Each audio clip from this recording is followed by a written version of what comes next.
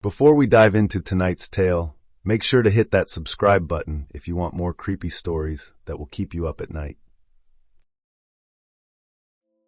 I never imagined that my quiet life would end with the world collapsing around me, but here I am, Claire, a teacher caught in the middle of a nightmare, trying to survive in a city that's tearing itself apart. So I was sitting at my kitchen table, the sun low in the sky, grading papers. It was the kind of quiet evening where the hum of the fridge is the loudest thing in the room. It's a routine I could do with my eyes closed. The kids' papers were mostly nonsense, a few decent essays scattered between the rest. It wasn't anything out of the ordinary, until my phone buzzed. I didn't even think twice when it flashed with that familiar emergency alert. Usually it's just some test or an update about a flood warning, but something about the tone of this one caught my attention. Zombies confirmed in your area. Stay indoors until further notice. I laughed. A joke, right? I was about to dismiss it when the sound of screams outside shattered the calm. It was this sharp, frantic sound, like it was cutting through the air, not even human. My heart slammed into my chest and my fingers froze on the screen. The world outside didn't feel real anymore. I stood up, my legs shaky, and moved toward the window. The street below was a mess of chaos. People were running, some falling, others tripping over each other, eyes wide with panic. Sirens were blaring from all directions, their wail mixing with the shrill sound of breaking glass. And then I saw them. Pale, decayed figures emerging from alleyways and doorways. They were dragging people away, people who couldn't get away fast enough, couldn't even scream because the figures were on them in an instant. I could barely breathe, my pulse pounding in my ears. I didn't know what to think. This couldn't be real. But it was, wasn't it? The world had just gone insane. And then the doorbell rang. I almost jumped out of my skin. I wasn't expecting anyone, but as I moved toward the door, I heard it. The sound of frantic knocking, and then my neighbor Jonathan burst in, wide-eyed, his breathing shallow, like he'd run a marathon. "Claire, they're here. They're everywhere," he gasped, stepping into the apartment without asking. He looked completely disheveled. His shirt was soaked with sweat, and his face was pale. Jonathan, I barely knew him. We'd exchanged a few words over the fence about the weather and the best local coffee shop. But this wasn't the neighbor I knew.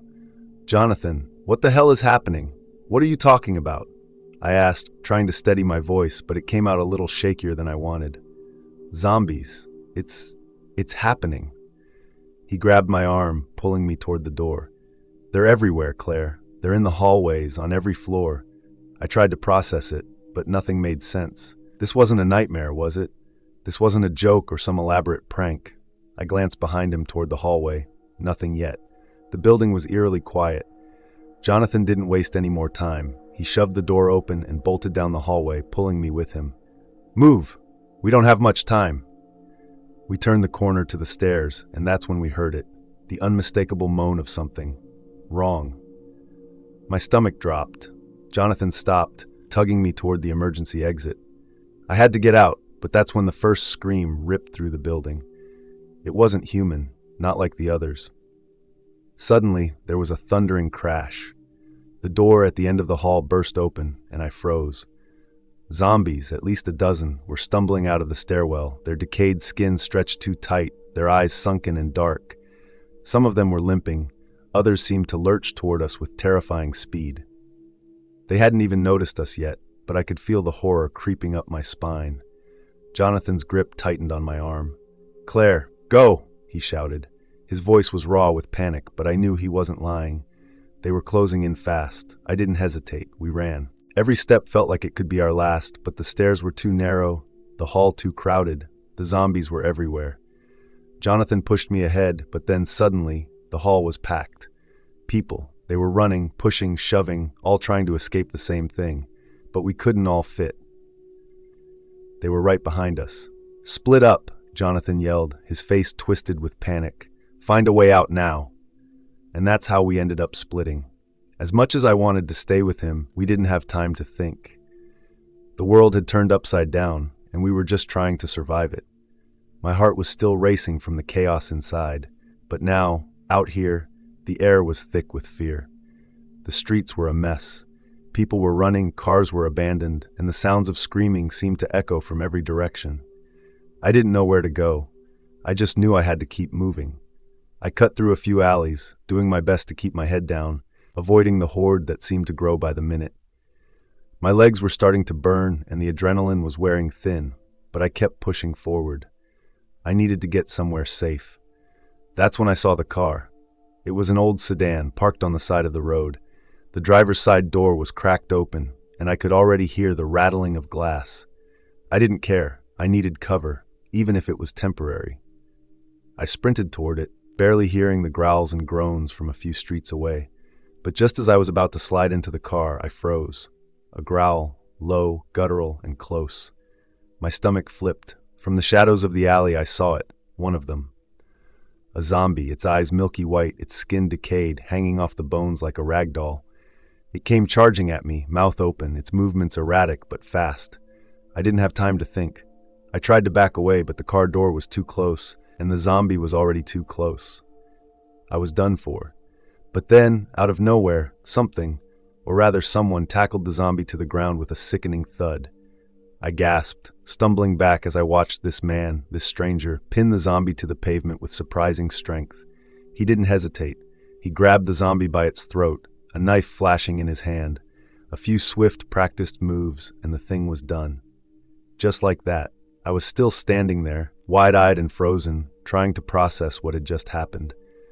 My breath came in short bursts, and for a second, I couldn't believe my luck. The man stood up slowly, wiping the blood from his hands with the edge of his shirt. He was tall, probably about 6 feet or so, built like someone who could handle himself. He didn't look panicked, not like the others I'd seen. His face was calm, but there was something intense about his eyes, like he'd seen things. "Are you all right?"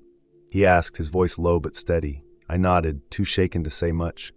I was about to get in, but it... He gave me a quick nod, as if he understood. "You're lucky. You should have been dead already." He glanced around, as if checking for any more of them lurking nearby. "We need to move, now." I blinked, still in disbelief. "Move? What do you mean, move?" I wasn't exactly sure what was happening. How was he so calm? "There's a shelter at the old mall. It's not far, but it's the only place that might be safe right now," he said. He didn't wait for me to respond, already starting to walk in the direction of the mall. I hesitated, my feet rooted to the spot. I didn't know this guy. He could be anyone. One of those people who gets you to trust them and then turns on you. But then I remembered the zombies, the screams, the blood. There was no time to waste. Reluctantly, I jogged after him. "What's your name?" "Ryan," he said, glancing over his shoulder for just a moment. "Ex-military. I know how to survive." "Claire," I said, breathing out a little easier now. "How long have you been? How long has this been going on?" He didn't answer right away. His eyes stayed focused ahead, scanning the streets. "Long enough that I've lost track," he muttered. "But it's getting worse." We walked in silence for a few seconds, the sound of distant groaning carrying in the air. The tension between us wasn't awkward, more like it was survival instinct. We both knew the stakes, but it was clear Ryan had seen enough of this to know what to do. I was just trying to keep up. "We'll make it," he said finally, like he was trying to convince both of us. "Just keep close." I wasn't sure if I believed him, but I didn't have much choice. There was nothing left for me to do except follow. So I did. The city felt like a different place now. Every corner seemed unfamiliar, like it had been swallowed whole by the chaos. Ryan led the way, his strides quick and purposeful. As we moved through the empty streets, the sounds of distant groaning and screams were ever present. The world had shifted into something unrecognizable, and there was no telling where the next danger would come from. Then we came across them. A small group of survivors, huddled near a collapsed wall where a storefront used to be. 2 women, one holding a child's jacket like a lifeline, the other crouched down with a medical bag at her side. The woman with the jacket was the first to notice us. "Hey!" she called out, waving her arm frantically, her eyes wide with desperation. "Please, help us." Ryan and I slowed our pace, taking in the scene. The woman's face was pale, panic written across her features. The other woman, who had a calm but clearly exhausted look on her face, glanced up as well, her eyes flicking to us before going back to something in her hands. "What's going on?" Ryan asked, stepping closer. The woman with the jacket let out a shaky breath. My son, he was right here, and then, the noise, and he just... Her voice trailed off, her hands trembling as she looked around frantically. Ryan stepped closer, trying to calm her down. Where did you last see him? She didn't answer at first, just turned and started to pace, like she was willing the answers to appear out of thin air. I don't know. He was with me, and then there was a crash, and I thought I saw him run. He was scared, but I was trying to keep him safe. The other woman, the nurse, finally stood up, moving with practiced efficiency despite the panic in her eyes. We can't waste time. There's nothing we can do for him now, Lydia. Her voice was firm, trying to anchor the chaos around us. Lydia, the young mother, shot her a pleading look. You don't understand. He's out there. He could be. She couldn't even finish her sentence. Ryan glanced at me, then back to the women. We can help, but we need to move now. We're heading to the old mall for shelter. It's safer in numbers. You're welcome to come with us. Lydia hesitated, her eyes flicking to the street, then back to her friend Sophia, who had been scanning the area for signs of any approaching danger. After a long moment, she nodded. Okay, we'll come, but I'm not leaving without him. The last words were almost a whisper, but the resolve in her voice was clear. Sophia gave Lydia a reassuring nod, then glanced at Ryan. Lead the way, we don't have much time. Without another word, the four of us set off. The tension between us was thick, but the silence spoke volumes. It was clear that everyone was thinking about different things. Lydia about her son, Sophia about keeping everyone alive, Ryan about staying alive, and me, well, I was trying to keep from falling apart. The streets grew quieter as we moved forward, the distant growls and the occasional crash of something breaking, the only sounds breaking the silence. It was surreal, walking through a city that was falling apart, but we were still moving, still breathing. That had to count for something. And then I heard it, gunfire, the unmistakable sound of rapid shots, close by but echoing through the streets. My heart stopped. We all froze, looking around. Is that... Sophia started, her voice trailing off as she realized what we'd just heard. Ryan was already moving again. That's coming from the mall. It has to be. Lydia looked like she might fall over, but she pushed herself forward, her gaze fixed on the direction of the sound. Her desperation was palpable. That's where he is. I know it. I wasn't sure who she was talking about, the son she'd lost or just something else. But I didn't have time to think about it. We all started running, faster now, adrenaline taking over. The sound of gunfire was still ringing in my ears, and I couldn't help but think that if people were shooting, maybe there were still survivors, maybe there was hope. But when we got to the mall, everything changed. The usual bustle of the place was gone. The doors were locked, not even a sign of life on the other side. The parking lot was eerily silent, and the only thing that moved was the occasional flicker of the emergency lights above the entrance. I could barely breathe. No, no, no, Lydia whispered, running up to the doors and pounding on the glass. Her frantic voice cracked. They have to be in there. They have to be. But there was no one, no soldiers, no survivors. The place was abandoned.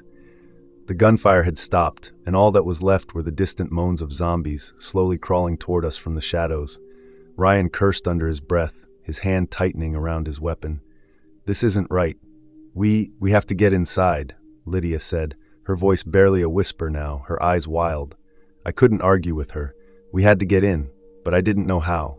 The mall, usually a hub of activity, now felt like a tomb. The emergency lights flickered again, casting long, harsh shadows on the ground, and in that moment, I realized something terrible had already happened here. Whatever was left of the world outside, whatever hope we'd had, seemed to have ended the moment we reached those doors. We finally found a way into the mall, a small, back entrance tucked between two abandoned kiosks. The door creaked open with a groan that felt too loud in the stillness. As we stepped inside, the first thing that hit me was the smell. Stale air, dust, and something faintly metallic. But it wasn't the smell that stuck with me. It was the silence. In a place that should have been buzzing with life, all I could hear was the muffled sound of my own breathing and the soft shuffle of our footsteps. I felt like we were trespassing in a place that had long ago forgotten its purpose.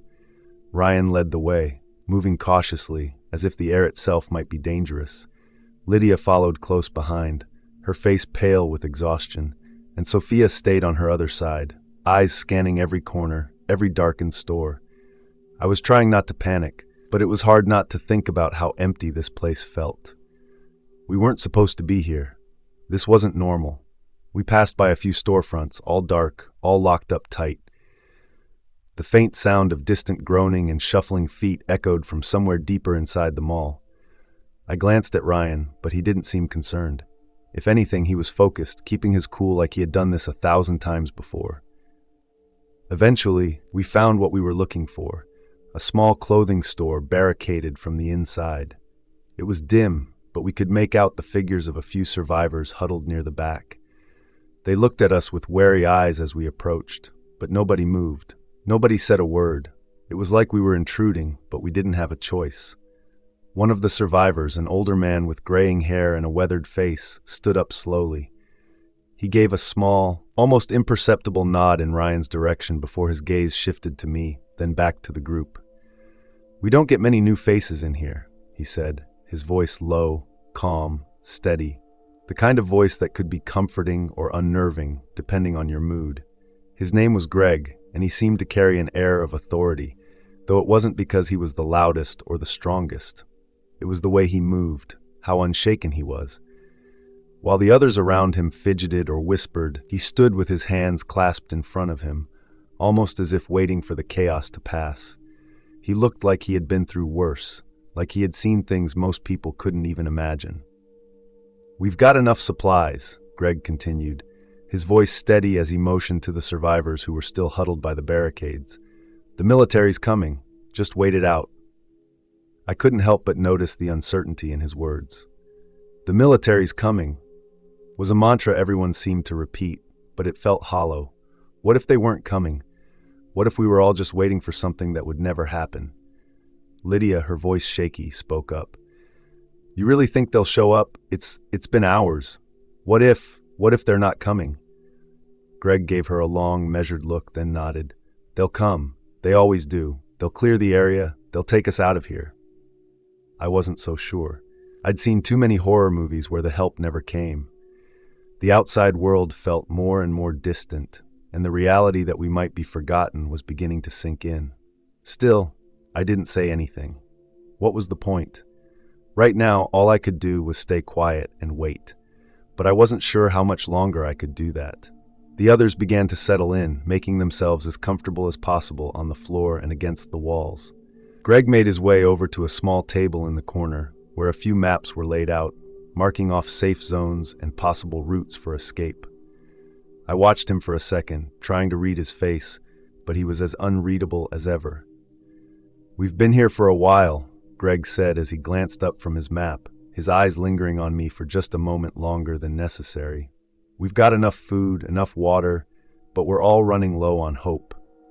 I nodded, feeling the weight of his words, but I wasn't sure how to respond. Hope felt like a luxury I couldn't afford.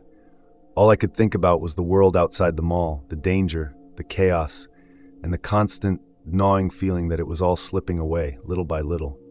Greg continued, his voice softer now, more personal. "I've been through worse than this, a long time ago. The world's always been a dangerous place. It's just more obvious now." I wanted to ask him what he meant by that. What worse things had he seen? But the question felt out of place. We were all here for the same reason, survival. No need to dwell on the past. We had enough problems to face right here, right now. I glanced around the small store, taking in the survivors huddled in their corners. The fear in their eyes was obvious, but it was the silence that was worse. The kind of silence that gnaws at you, makes your skin crawl, like something terrible is just around the corner. And maybe it was. Maybe it was already inside. "We're safe for now," Greg said, his calm demeanor almost a reassurance. But I wasn't so sure. Safe didn't feel like the right word. Safe was a place where things weren't slowly falling apart. The minutes ticked by in silence, each second heavier than the last. Some of the survivors were dozing off. Others sat wide-eyed, clutching whatever they could find. A bottle of water, a broken broomstick, anything. It felt like the whole place was holding its breath, waiting for something, anything, to break the quiet. I was staring at the emergency lights above when something shifted at the edge of my vision. It was subtle at first, just a flicker of movement in the shadowed corners of the store. But when I blinked, I could have sworn the shadows weren't where they were supposed to be. I rubbed my eyes, trying to shake off the feeling, but the unease stuck with me. My pulse quickened, and I glanced around, but nobody else seemed to notice. Everyone was either too tired or too distracted. Then the silence shattered. A loud crash of metal against stone reverberated through the hallways, followed by the unmistakable, horrific sound of breaking glass. My heart lurched. I wasn't imagining things. I barely had time to register what was happening before the first of them appeared. A zombie, stumbling into the store through the smashed entrance, its decayed face half ripped away. It let out a guttural groan that made my stomach twist. Then more of them followed, flesh hanging off their bones, their limbs unnaturally stiff, their mouths dripping with something that wasn't saliva. Panic exploded. People screamed. Some ran for cover, others tried to fight back. A woman in the back corner swung a metal chair at one of the zombies, but it barely slowed it down. Greg, the older man who had kept his cool up until now, was the first to act. He grabbed a handgun from his waist and fired twice. The first shot missed, but the second hit the zombie square in the head. It dropped with a sickening thud. Ryan, ever the soldier, was next. He didn't hesitate, pulling a pistol from under his jacket. He aimed and shot another zombie in the chest, and it went down with a bloody splatter. But they were everywhere. More zombies poured into the store, their moans growing louder. The store was becoming a death trap. "Move! Go!" Ryan barked, shoving Lydia and Sophia toward the service corridor. "We don't have much time." I didn't need to be told twice. I sprinted, dodging one of the zombies that reached for me, knocking it away with a nearby shelf. My pulse was pounding in my ears as I made it into the narrow corridor, gasping for breath. Behind me, I heard the chaos continue. Gunshots, screams, the sickening sound of teeth sinking into flesh. The door to the corridor slammed behind us, and for a second, it felt like we were safe. But I knew better. The zombies were everywhere.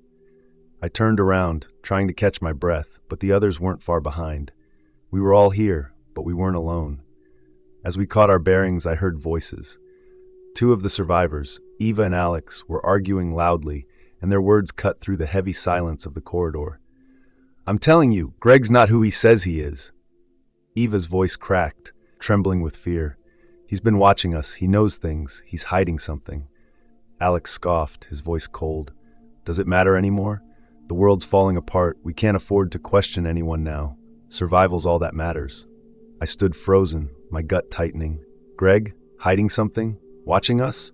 Was that why he was always so calm, always so composed? But then again, Alex had a point. Could any of us really trust anyone anymore? Before I could dwell on it too long, the sound of zombies scratching at the door reminded me of the urgency. They were closing in. The others were already moving, trying to figure out our next move.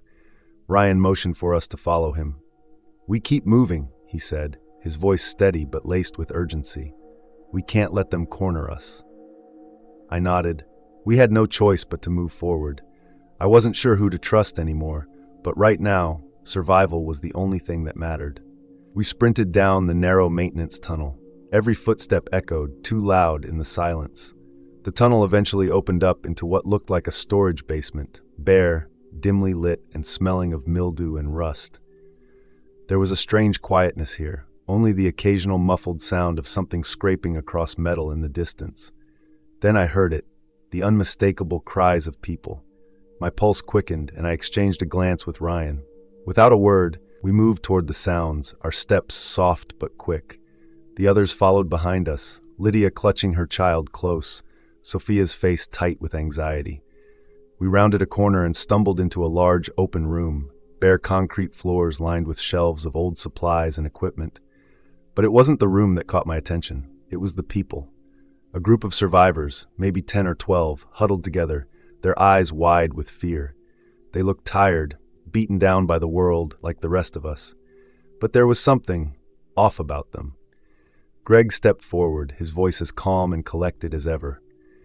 "We've got more survivors," he announced, his eyes scanning the room. "They'll be safe with us." The others in the room looked at us with suspicion. their eyes darting between our group and the newcomers. One of the men, a scruffy-looking guy in his 40s, narrowed his eyes at Greg. "You sure about that?" he asked, his voice low, distrustful. "Who are these people?" Before Greg could answer, another voice interrupted. It was a woman in the corner, her voice shaky but forceful. "They don't belong here," she muttered, her words barely above a whisper.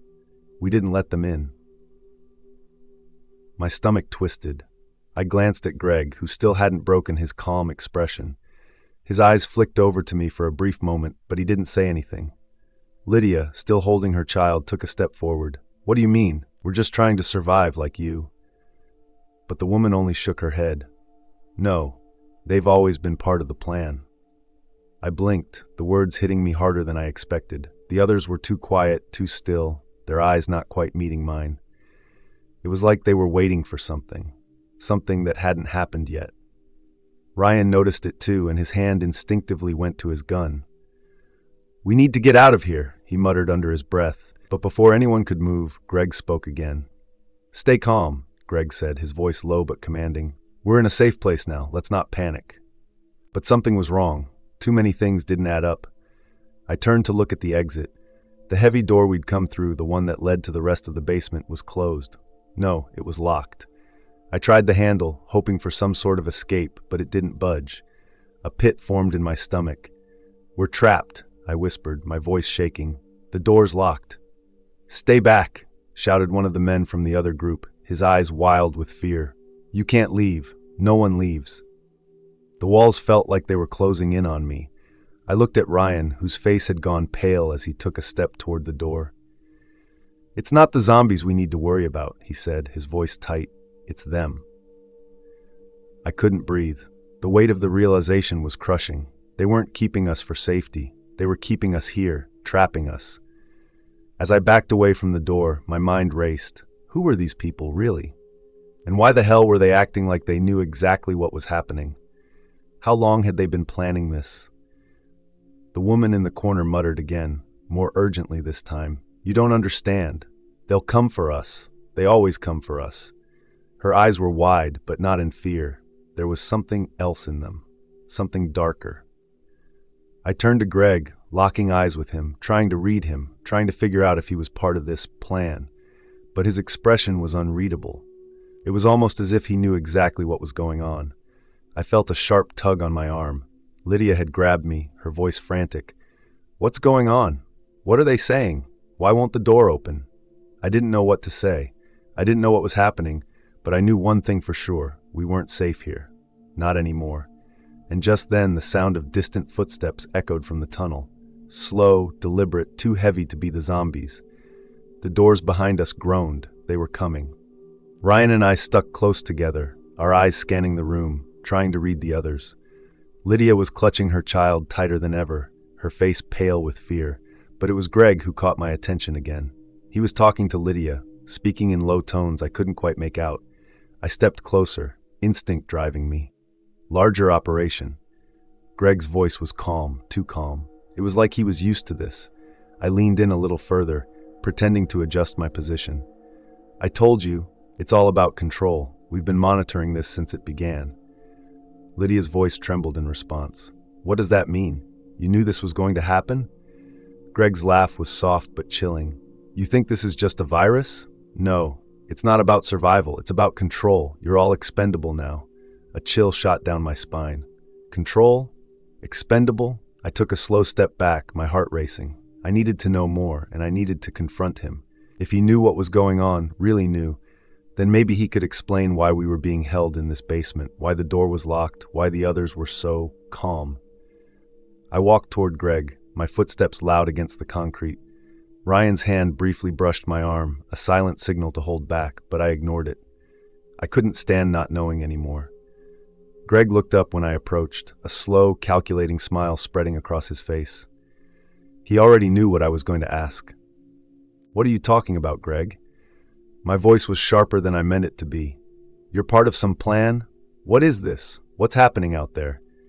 His eyes flickered over to the others, as if he were making sure no one was listening too closely, before finally locking with mine. There was no fear, no uncertainty, just cold, hard resolve. "It's too late to fight it," he said, his tone so casual, as if we were discussing the weather. "The outbreak isn't just some freak accident. It's part of something much bigger, something the government, they have been working on for years. The outbreak isn't about survival. It's about control." I blinked, trying to make sense of his words. Control? Was he saying the outbreak was planned? I wanted to scream, to demand an explanation, but I could only stand there frozen, listening to him continue. "The world wasn't ready for what's coming. The collapse," he added, almost to himself, like he was reliving some twisted version of events.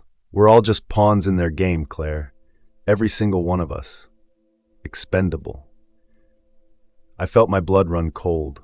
I wanted to tell him he was crazy, that he was just a man trying to make sense of chaos, but something in the way he spoke, the conviction in his voice, it made me hesitate. "What do you mean, expendable?" I whispered, barely able to get the words out. "Are you saying we're just here for them to use? For some bigger agenda?" He shrugged, his expression unreadable. "I'm not a part of the grand scheme, Claire. I'm just one of the few who've been kept alive long enough to see it. And now you're part of it too. You think you can survive this? No, you can't. They've already decided who lives and who dies." I took a step back, my head spinning. This couldn't be real. I'd watched people get torn apart by zombies, had seen the panic in people's eyes as they scrambled for safety. No one could control that. Could they? "Why are you telling me this?" I asked, my voice barely a whisper. Greg's smile didn't reach his eyes. "Because you need to understand, Claire. This isn't about escaping. You don't get to choose who survives anymore." I swallowed hard, the weight of his words sinking in. It felt like everything I thought I knew about this world was unraveling before me, replaced with something darker, something far more sinister. "You're wrong," I said, more to myself than to him, but Greg only chuckled. "I'm not wrong. I'm the one still alive, aren't I?" The sound of his words hung in the air, and for a moment the room felt smaller. The walls felt closer. I had to escape this. I had to find a way out, to find something real in this twisted reality. But what if Greg was right? What if this was all part of something bigger, something beyond our control? Before I could answer myself, a loud banging noise echoed from the direction of the basement exit. The others had heard it too. Everyone tensed, eyes darting around the room. It wasn't zombies. It was something else, something that was coming for us. The mall, once a place of consumerist chaos, had become a battleground, of wills, of survival. The group had splintered into factions. Some, like Greg, insisted we stay put, believing the military would come, that help was on the way. But others, including Ryan, were pushing for a move. They thought it was only a matter of time before the zombies broke through again. Or worse, before we were trapped here with no way out. I could feel the cracks widening between us, each person clinging to whatever belief had given them the smallest sense of hope. But it was clear to me, time was running out. I paced back and forth, trying to think, trying to do something. "We can't just sit here and wait," I said, voice trembling despite myself. "We need to get out. This mall isn't a sanctuary, it's a death trap. We need to go while we still can." But Greg stepped in front of me, blocking my path. His calm was infuriating. He always had a way of standing there, as if nothing was wrong, as if the world hadn't ended just outside those walls. "You're too panicked, Claire. You don't understand. Staying is our only option. The longer we wait, the safer we are." "Safe?" I couldn't help but laugh bitterly. "We're not safe anywhere, Greg. If you haven't noticed, the world's falling apart. We need to move before we get boxed in." A low murmur of agreement rippled through a few others, but Greg's presence seemed to silence them all. He had this unnerving hold over the group. And just as I thought we might actually do something about it, the situation escalated in the worst way. Michael, one of the quieter survivors, suddenly lunged at Ryan, his hands grabbing hold of Ryan's jacket and pulling him back violently. "You're infected!" Michael screamed, his face contorted with fear. "I saw you. I saw the way you're one of them." Ryan's eyes widened, his hands pushing Michael off. "What the hell are you talking about?" he shouted. But the damage had been done. The group was already starting to panic, some yelling for calm, others shouting their own suspicions. In the chaos, Michael was still pushing, his accusations growing louder and more wild. I tried to intervene, but before I knew it, a loud crash cut through the noise. I spun around, my heart leaping in my chest as I realized what had happened. I'd accidentally knocked over a stack of crates in my attempt to separate them. The crates tumbled, the loud metallic thud echoing through the basement, and in the middle of the chaos, something caught my eye. Behind the fallen crates, the wall was cracked open slightly, a hidden room exposed. I froze, all noise fading into silence as I instinctively stepped closer, my pulse hammering in my ears. Ryan was still grappling with Michael, but the others had noticed the opening too. A few of them cautiously moved towards it, drawn to whatever lay hidden behind the crates. I stepped forward, heart racing, as I peered into the room. What I saw made my stomach drop. Rows of clothing, all soaked with what could only be described as blood, hung from makeshift hangers.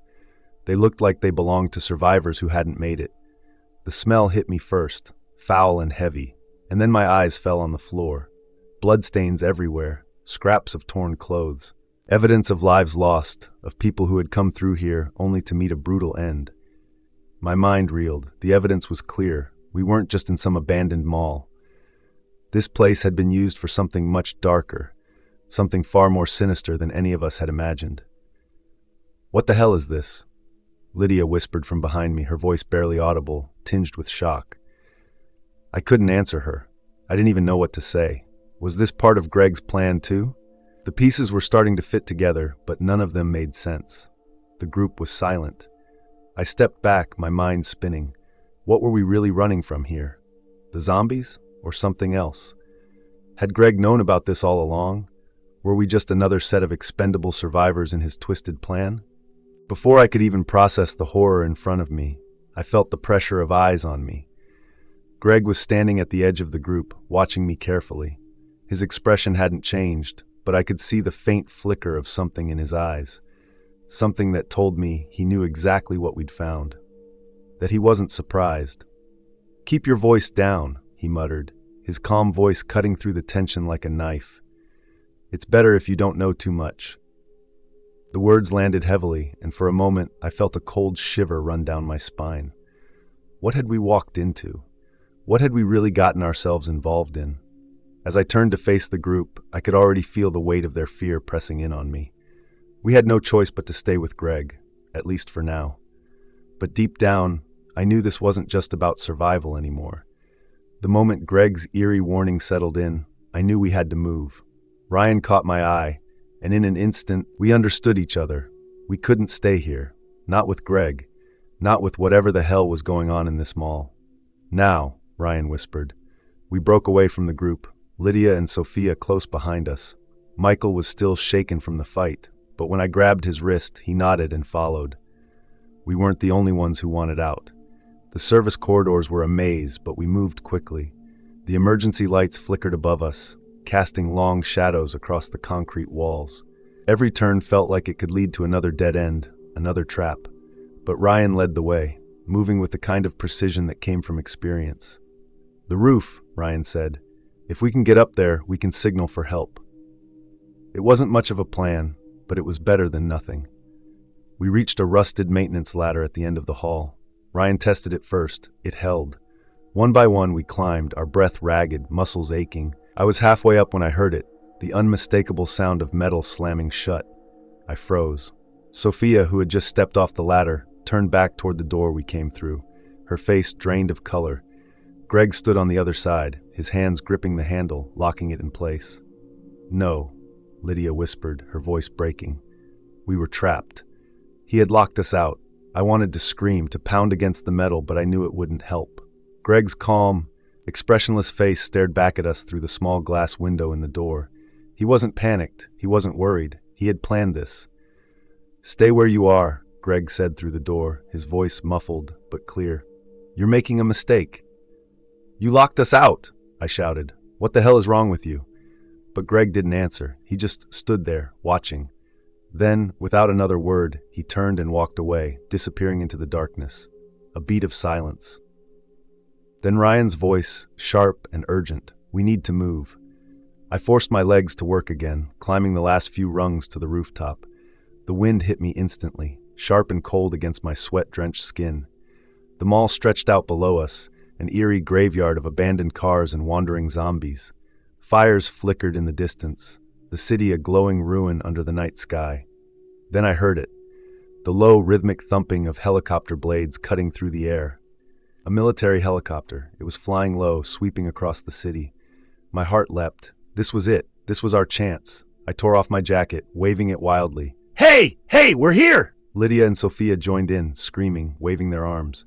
The helicopter turned slightly. I felt my breath catch. They saw us. Then, a flash of light, a single shot, not at the zombies, at us.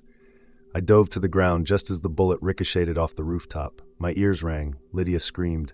Ryan yanked me back behind a vent. His face was pale, his jaw clenched. They're not here to help. I peeked over the ledge. The helicopter didn't slow down. It didn't circle back. It just kept flying. They weren't here for rescue. They were here to clean up. I swallowed hard, my mind racing. Greg had known. That's why he'd locked us out. We weren't just running from the infected anymore. We were running from whoever was behind all of this. We had barely recovered from the first shot when the air filled with a new, more terrifying sound, the deafening roar of multiple rotors cutting through the wind. Another helicopter. Bigger, closer. For a split second, hope surged through me. Maybe they'd seen us. Maybe they were here to evacuate whoever was left. Then I saw it.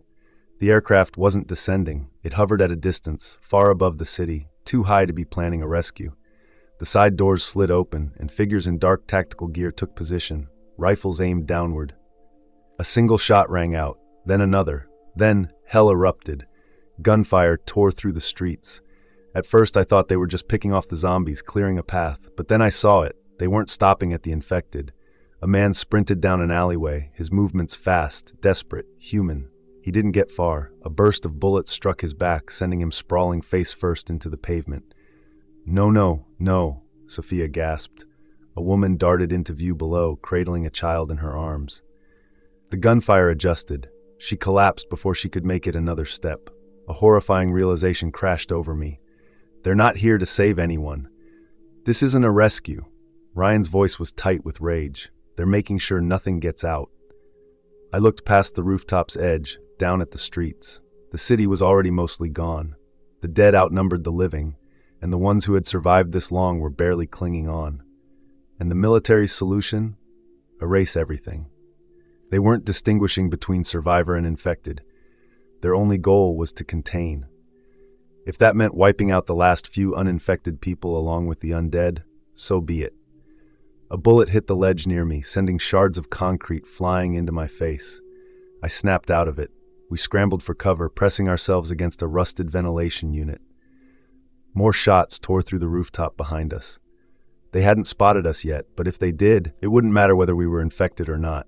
Lydia was trembling, her hands pressed over her mouth to muffle her sobs. Sophia clutched her arm, whispering frantically.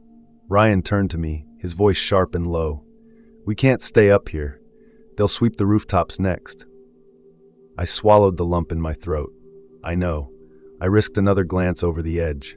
Below, squads of soldiers moved in coordinated patterns, sweeping through buildings, gunning down anything that moved. This wasn't just a purge, it was a reset. They were making sure the city was completely, utterly dead. We need to get off this roof, I whispered, and we need to get out of this city before they turn it into a graveyard. Ryan scanned the edges, then pointed.